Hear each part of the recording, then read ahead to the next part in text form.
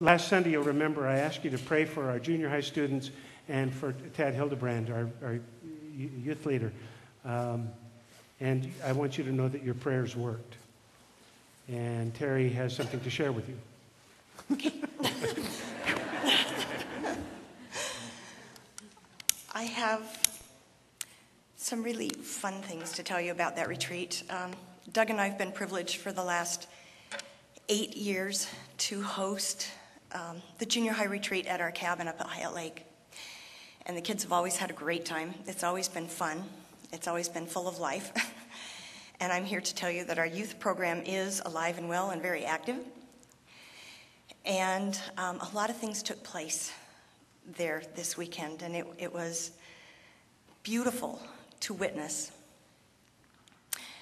And one of the things that I wish to tell you about is we did an exercise we called affirmations. You have to understand a little bit. There's a tubing hill not too far from our cabin, and we hiked up to this tubing hill at night and started a campfire. And as we were waiting for it to get ready to, roast the marshmallows and do s'mores, and we did our worship, and part of our worship around that campfire included affirmations. And the way affirmations worked, Tad, our youth leader, lit a candle and chose someone around the campfire and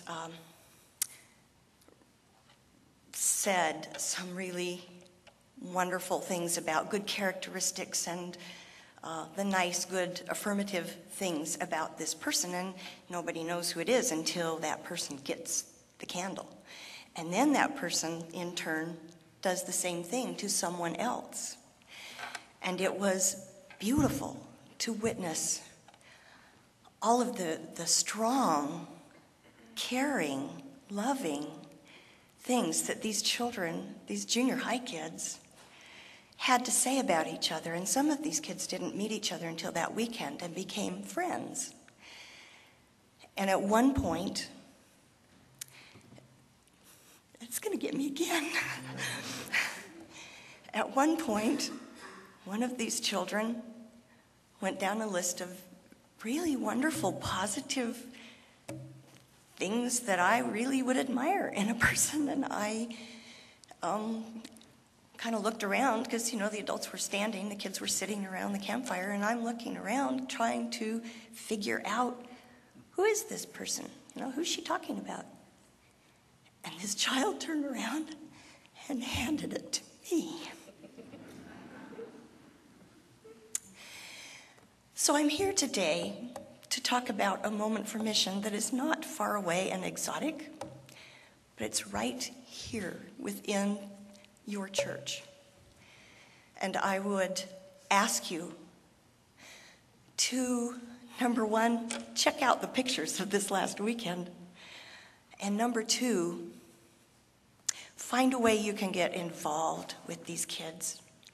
Tad is looking for help. And there are a lot of kids, and you can't do it with just a few helpers. It's a lot of activity.